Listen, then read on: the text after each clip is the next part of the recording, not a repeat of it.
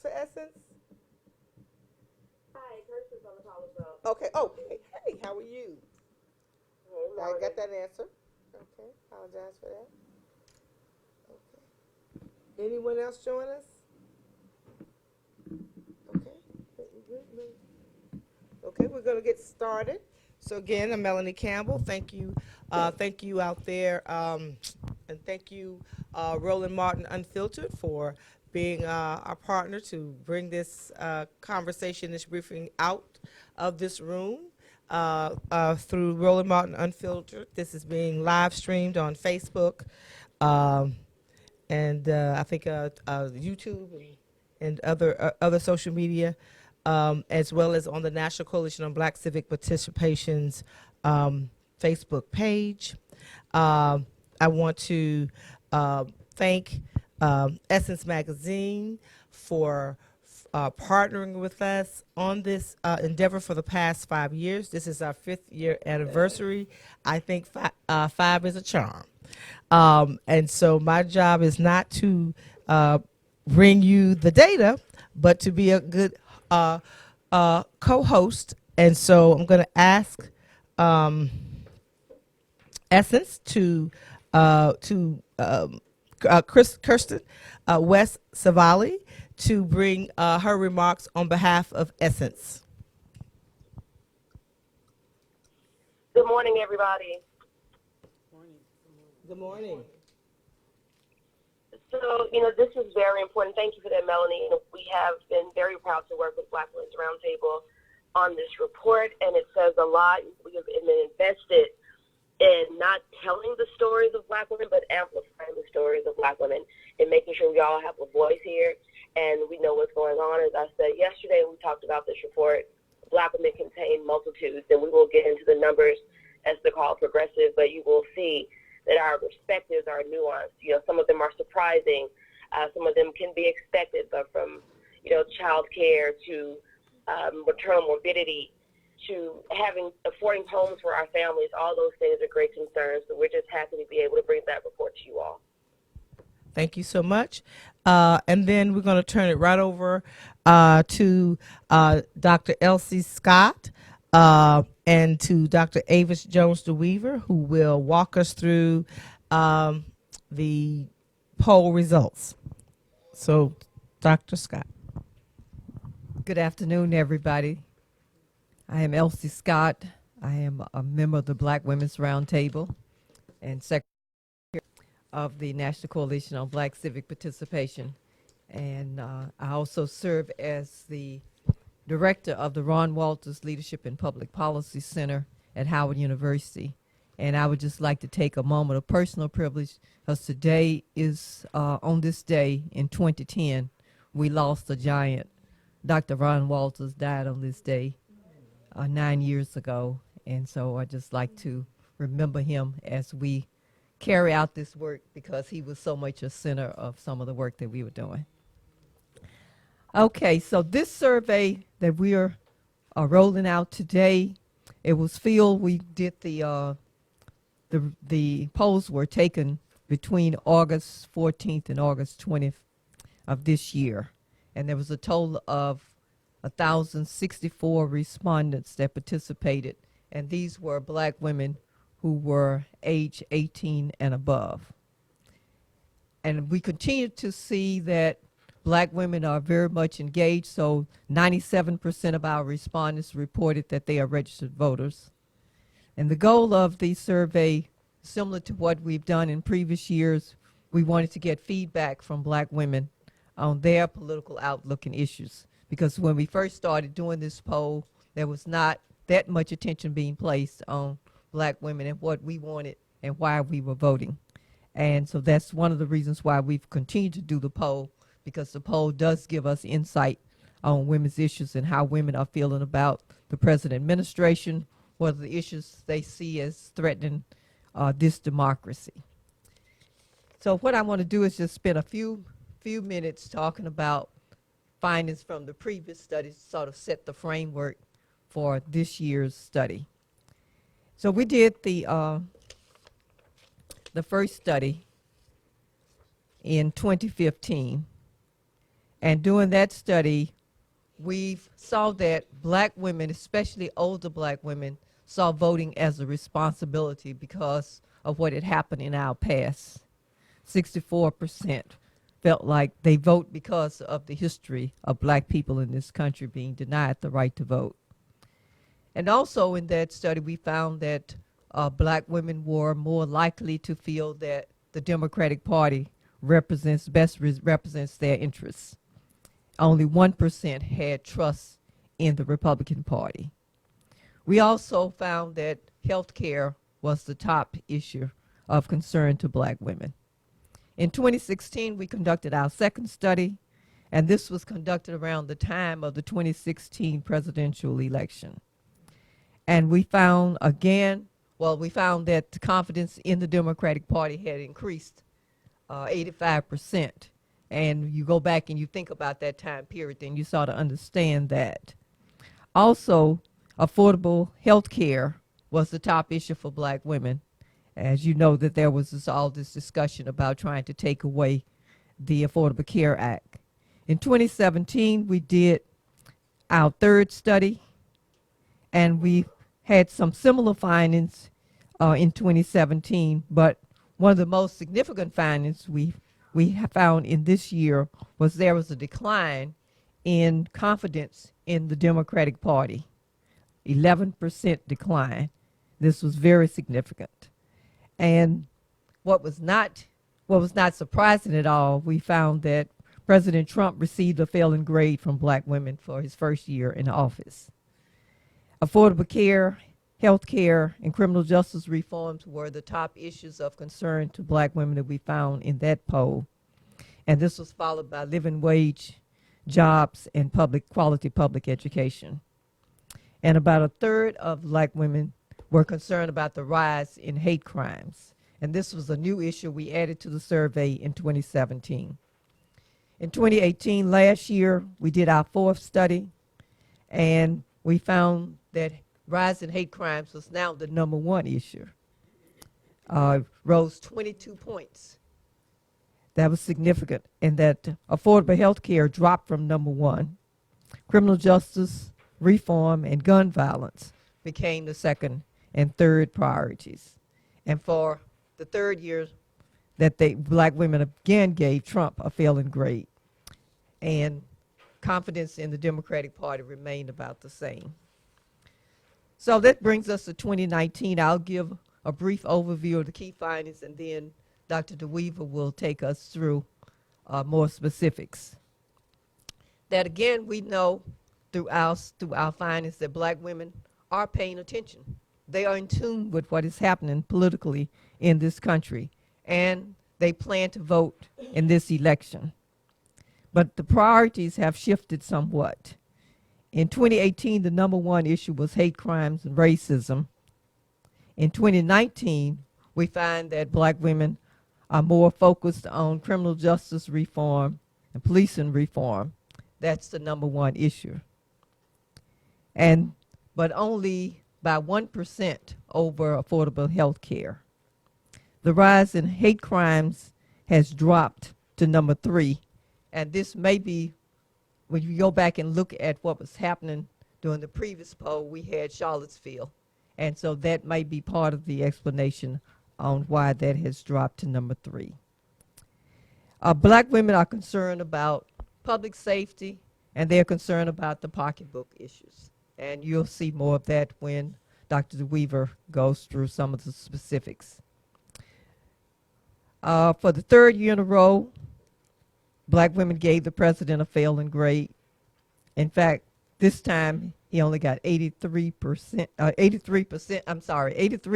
of the people gave him an F, and another 9% gave him a D.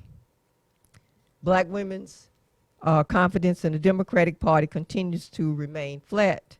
But one of the interesting findings is that young women have lost more confidence than older women.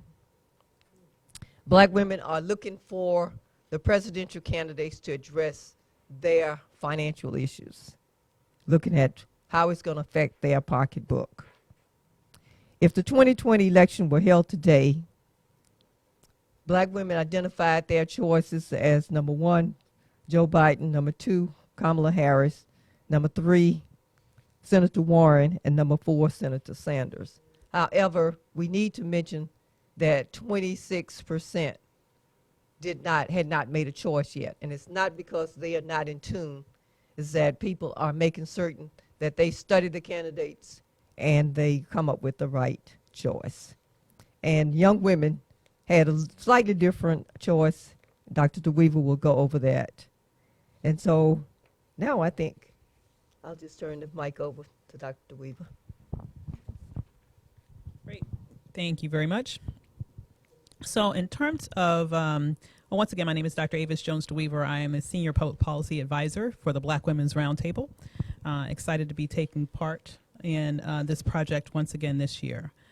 With regards to giving us a overview of these findings, the first one I want to turn your attention to is the question that these respondents answered, which asked their opinion about the top 3 issues that they believed were facing the black community today.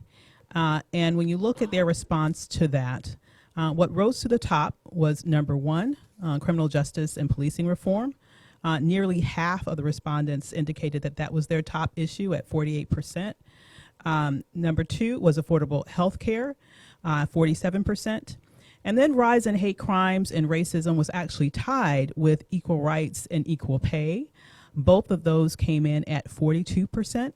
While there was a decline in those who mentioned that the rise in hate crimes or racism was one of their top issues impacting the Black community writ large, it's interesting to note that there was a significant increase in the number of women who identified equal rights and equal pay this year over the percentage who recognized that issue last year, a 14-point increase from 28% to 42% this year. You'll see that there were some other interesting issues that they raised that also rose towards the top of their concerns, although not in the top three. So right outside of the top three were things like gun violence and gun safety, followed by affordable housing and gentrification, and college affordability and student loan, among others. Also important is to recognize how there is some differential between Black women's opinions on this when you look at Black women across the sort of demographic generations as compared to Black women who are specifically millennials and Gen Zs. So among those who are millennials and Gen Zs, their top three priority issues were, number one, criminal justice and policing reform. In fact, over half of them were likely to indicate that that was their top issue, 55% versus 48% for Black women overall. Number two, they had two issues that tied for second place in their minds. That included affordable housing and gentrification and the rise in hate crimes and racism. For that subgroup, 38% mentioned both of those things as their second choice. And then for number three, 34%, just over a third, indicated affordable health care rose up to the top three in terms of those issues that they found to be especially important in terms of impacting the Black community. When we turn our attention to what are the top things that Black women identified as specifically impacting their lives or the lives of their families, we saw somewhat of a shift in those issues that they mentioned were of top priority for them. So, for example, in terms of the sample overall, over half then said that the top issue impacting them or their families was racism or rise in hate crimes. So they're really indicating some feeling about, I would argue, their personal safety and the personal safety of the people that they love as related to that particular response. Secondly, they mentioned the high cost of housing as a top issue personally for them and for their family members. And then thirdly, they mentioned gun violence. Over a third, 36%, indicated that gun violence was a top issue threatening themselves or their family members. When we look specifically at Black millennials and Gen Zs, their order was a little bit different. So their top issue that was impacting them or their family members was the high cost of housing. Number two, that was 61%. So a very, very high percentage. Number two was racism and rise in hate crimes. Nearly half indicated that, 46%. And then coming in at number three was inequality in pay and income inequality overall. Those were the top issues from the perspectives of millennials and Gen Zs. When we looked at this question of what are those things that are the top challenging issues related to threatening U.S. democracy, the things that rose to the top for Black women included, number one, racism and rise in hate crimes. 85% selected that choice. Some 68% selected voting rights and voter suppression tactics as a top issue threatening the democracy of our nation. And nearly 60%, 59% specifically, indicated that the rollback of civil rights protections was a top issue threatening our democracy. They also mentioned almost half, just coming in in the fourth slot, was foreign meddling in elections. They saw that as a clear challenge to American democracy. When looking at this issue of Trump's grade over the past several years, we've asked this question. And as has been the case in every previous year that we've had this question on the survey, the percentage of black women who have given President Trump an F has been overwhelming. This year it's 83%. But what's interesting to see that every year he seems to be getting a little bit worse. That in 2017, 81% gave him an F. In 2018, 82% gave him an F. And now in 2019, 83% gave him an F. When looking at this issue of those issues that are the top issues for black women in terms of what they are demanding from presidential candidates, what are those things that they want presidential candidates to focus on, those things that basically I believe is necessary for them to earn the black women's vote. Some 50% said protecting the safety net was of most important to them. So that came in as the top ranking issue for them, specifically defined as protecting things like Medicaid, Medicare, and Social Security. Also, nearly half, 49%, said that reducing taxes for low-income and middle-income families was extremely important to them. Coming in third was criminal justice reform. 38% indicated that that was a key issue of concern to them. And 36% said adopting common sense gun safety laws were especially important to them. So these are issues that is critically important that presidential candidates really focus on if they want to have the opportunity to earn the black women's vote. Okay. Also, I think it's important to note here that some of the preferences shifted when we looked at the perspectives of millennials and Gen Zs, okay? So for those women who were younger, 18 to 34 years of age, 51% of them ranked the issue of addressing high mortality rate of black infants and mothers as their number one issue that they wanted presidential candidates to address. Finally, when we look at black women's presidential choices, if the election was held today, we looked at this issue once again, disaggregating the findings by the age of the respondents. So if we look at black women overall, the entire sample, we saw that, as was mentioned by Dr. Scott, over a quarter of them mentioned that they have not yet made a preference. They do not yet have a preference. They did not answer this question. And so that's very interesting to us, in that, as was mentioned previously, over 95% have said that they have committed to vote in the 2020 presidential election. So when you put those two findings together, it tells us that these women are very highly engaged in the electoral process, that they do in fact want to vote and will vote and plan to vote, but they're taking their time in terms of making a discerning decision with regards to making a choice that they think will be best for themselves and their families.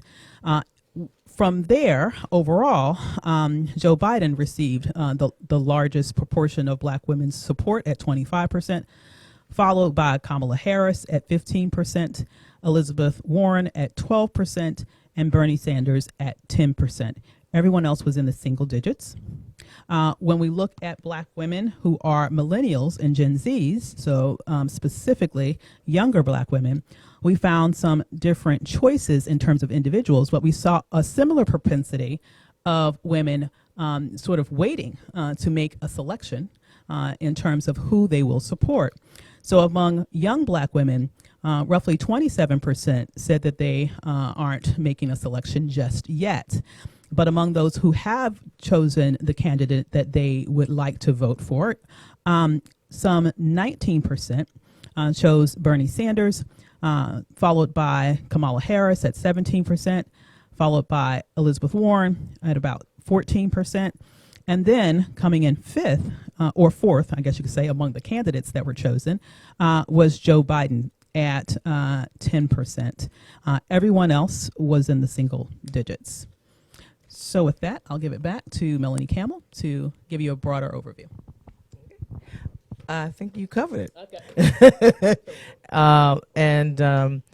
I think we should open it up. Thank you, Doctor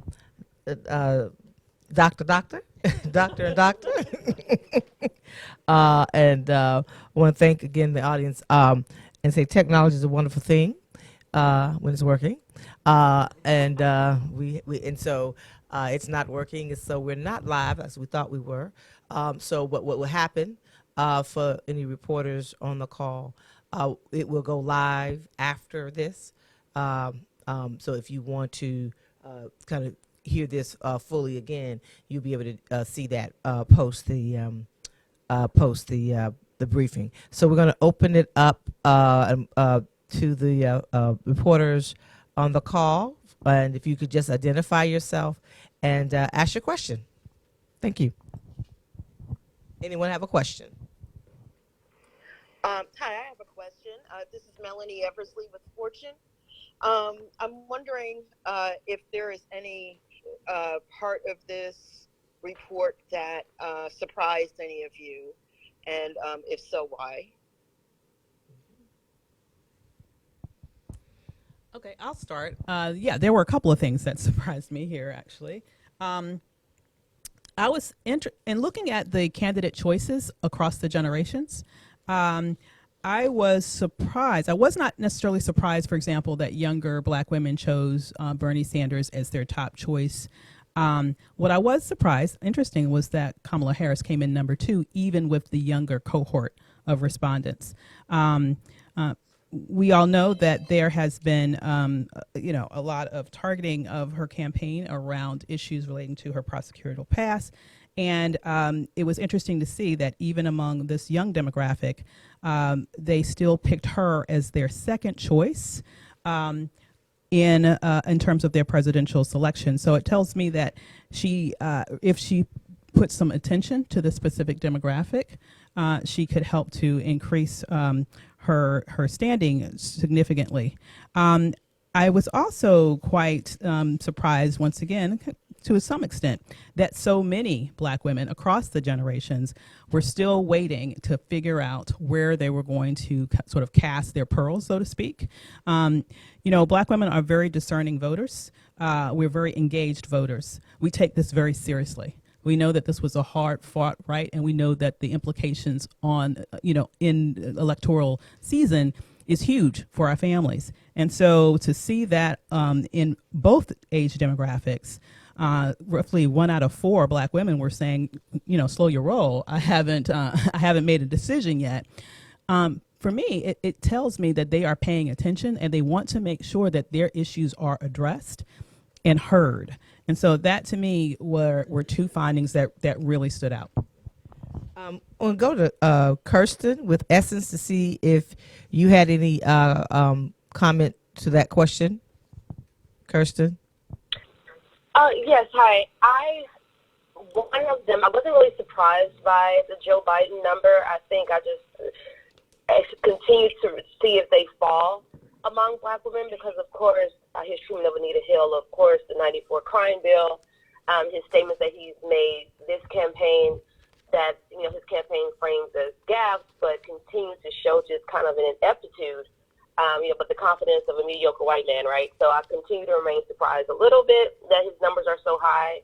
I was surprised as well, a little slightly by Kamala Harris being number 2 because of the critiques that she's gotten from activists, particularly in the Bay Area, around her prosecutorial record, around, the laughing about locking up parents and the laughing about no more schools, or build more jails, less schools, whatever she was laughing about during that presentation. So to see her at number 2, I agree. I think Black women, especially younger Black women, are just waiting for her to address that in an honest way and will probably be more willing to support her more openly, that demographic. And not surprising, but I think interesting was the Bernie Sanders number, because there's always a lot of conversation around him not connecting with Black people and him not resonating with Black women, even though, there are several Black women on his staff, and we see these numbers. There's the interconnectivity of race and economic policy. We see younger Black women going and following his narrative and his campaign. So I thought that was interesting. Thank you. I want to just add to one of the things that was a little surprising to me when we asked the question, when we added the question this year around what Black women thought when it came to threatening our democracy, that the number 1 issue was racism and rise in hate crimes. And so that to be able to understand the intersection of how race is playing out, we know voting rights, right, and voter suppression, and even more around issues of rolling back civil rights protections, and then, of course, meddling of our elections by foreign entities. But number 1 for black women was that racism and rising hate crimes. And so the prevalence of race being more overt now than it has, that at least I can say in my lifetime, of being able, folks are just overtly racist. You know, we talked about this the other day, the reality that if you go to the park, somebody want to profile you at the park. They want to profile you in the car. They want to profile. And so the idea that just quote unquote average white folks just feel it's okay to just say and do anything to black folks is a real problem. But how that also plays out when it comes to the issue of a threat to our democracy, because when you have racial tensions, it is an impact on the country. And so that was, I would say, the number one thing for me. I just had one, I guess, one surprise that I would like to mention is that Cora Booker came out so low, both among young women and the overall group, especially when I look at the fact that criminal justice and policing reform came out #1 issue.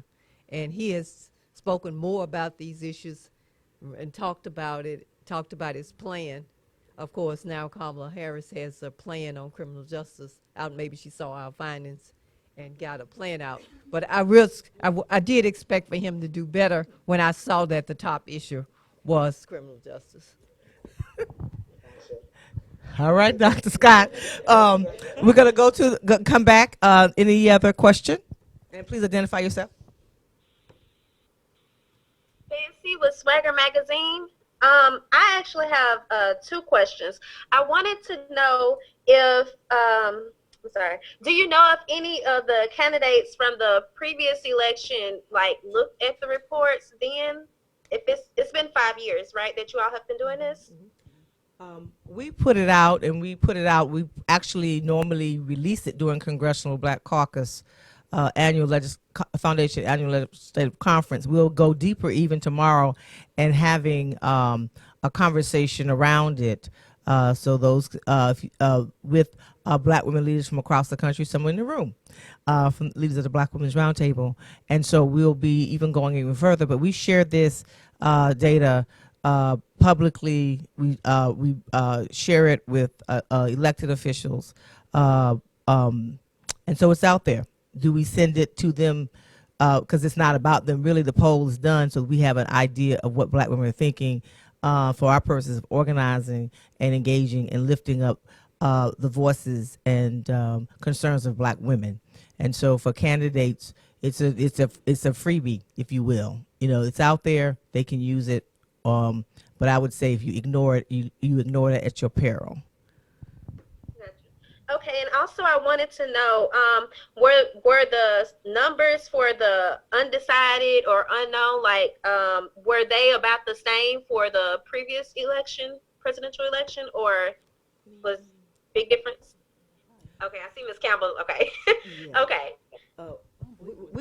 We'll have to go back and look if somebody can go pull it. We can get that to you, but I will say, and Elsie may have that. I'm fairly certain that it was not 1/4 undecided in the last presidential election. Okay, thank you. Any? Oh, sorry. Hi, this is Sharice from Madame Noir and Hello Beautiful. I just wanted to ask about the polling demographic, about how you guys went about choosing the selectees who would participate in the polls each year. If it was like an email blast or a mailer, just was wondering how you all sent out the information for and that's an Essence question response. So I'll turn it over to Essence because they actually filled it for us. Oh, okay.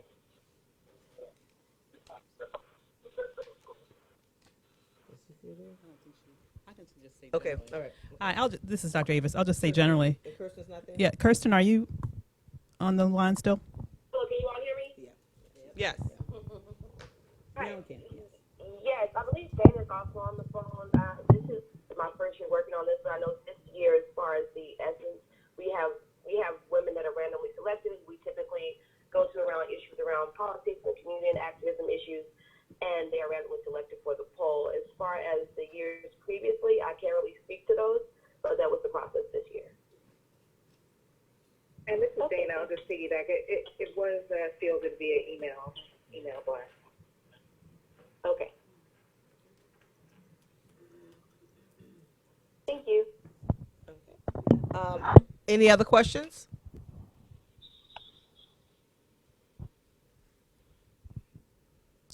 Going once? Sold. Well, thank you all for joining us for this briefing. If you would like to actually have a copy of the poll results, you can go to unitycampaign.org, UNITY campaign.org. And I think even if you Google it, it'll pop up quite a bit. And just make sure you're looking at 2019. Essence also has it posted. I'm correct. I hope I'm correct. You, ladies, right? Can I say essence.com? And I know there's an article already written on it, so I think if you say that, it'll pop up. And then again, we will have a recording of this briefing that will be on Roland Martin Unfiltered, as well as the National Coalition on Black Civic Participation's Facebook page in the next 30 minutes. So that'll be by 2:30. All right, thank you so much, and join us if you will. We will be live tomorrow for our 11th annual Black Women's Roundtable Women of Power Policy Forum from 2 to 5 p.m. at the Washington Convention Center in room 146C. It will be live streamed, and we know that all the bells and technology will be working. So we have quite a bit. We'll be putting out, I believe we'll be putting out a press release on tomorrow to give all of you all more details about the conversations we'll be having around the poll, but also other very, very important issues and what Black women plan to do around leveraging our leadership and power in the 2020 election. So stay tuned. We have two dynamic, what we call power table conversations that'll be taking place tomorrow between 2 and 5:15. Thank you so much. How can we access that live stream? Roland Martin Unfiltered, as well as the National Coalition on Black Civic Participation Facebook pages, live from 2 to 5:15. And thank you so very much. And thank everyone for joining us. And thank you again, Essence.